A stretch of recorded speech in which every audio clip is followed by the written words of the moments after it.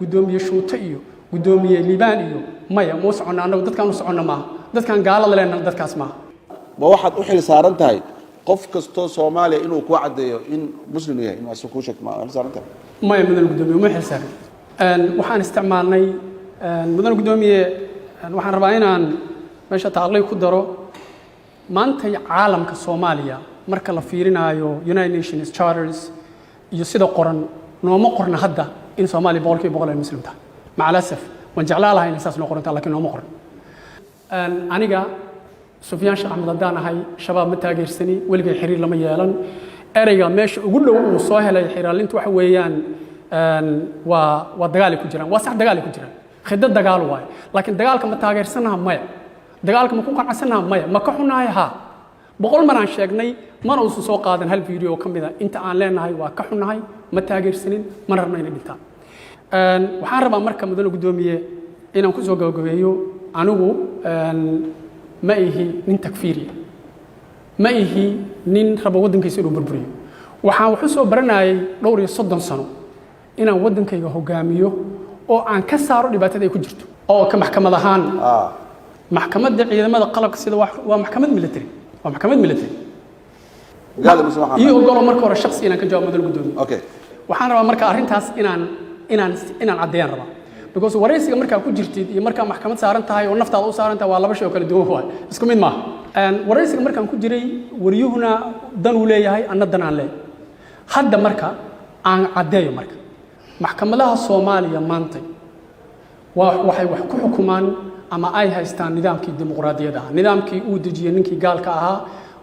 1961kii xeerka ciqaabta Soomaaliyeed oo qof Soomaaliya mudan gudoomiye uusan fahmi karin intooda badan waxaan daba soconahay taas weeye maahane gudoomiye shuuto iyo gudoomiye liibaan iyo maya muu soconna annagu dadkaan u soconna maaha dadkaan gaalada leenahay dadkaas maaha mudan gudoomiye waxaan ahay nin siyaasi Soomaaliya rabo wadanka in uu xil ka qabto u tartamaya wadanka inuu madaxweyne ka noqdo xisbi sameeyay waxaan rabaa waxa aan iraahdo baritoole inaysan naga daba iman hadalka aan leeyahay waa hadal calculated oo ugu tala galay inaan ka fogaado erey kasta oo hadhow mustaqbalka iga daba iman kara ama qalad igu keeni kara waxaan aaminsanahay darajadaadu waxay ogolaanaysaa inaan qiyaaso inaad siyaasadda fahamsantahay ninku markuu uu socdo inuu wadanka u tartamo ama xil u tartamo markuu u socdo waxaa la rabaa markaad soconayso bilaabayso in aadan dhexgelinin bada kaleeto oo loo baahnay marka mudane gudoomiye Sufyaan Sheekh Axmed waa oday mutacallima Soomaaliyeed doonaya wadankiisa inuu hagaa jecel wadankiisa iyo diintiisa maxkamadda waxa ka codsanay maxkamadda waxaan ka codsanayaa inaan arar sameeyo macnaha inaan hadal yar liyo ogolaado intaanan codsiga intaanan ka jawaabin su'aashaada hadday macquul tahay mudane gudoomiye noloshayda waxaan ku soo bixiyay waxbarasho waa hadli kartaa wadankayga noo shaqeeyo ma ihi qof wadankiisa dhib ku ah waxaan ahay qofkii badbaadi lahaa waxaanan diyaar u ahay aan ugu jiraa shaqadan ku jiro inaan wadankayga qaybta anigu aan ku leen ka badbaadiyo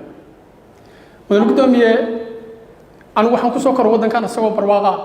isagoo nabada isagoo marka la rabo in la dagaalamo kursi inta la qaato la caytamo dagaalkeenu intaas uu yahay waxaan rabaa wadankii aan aqaan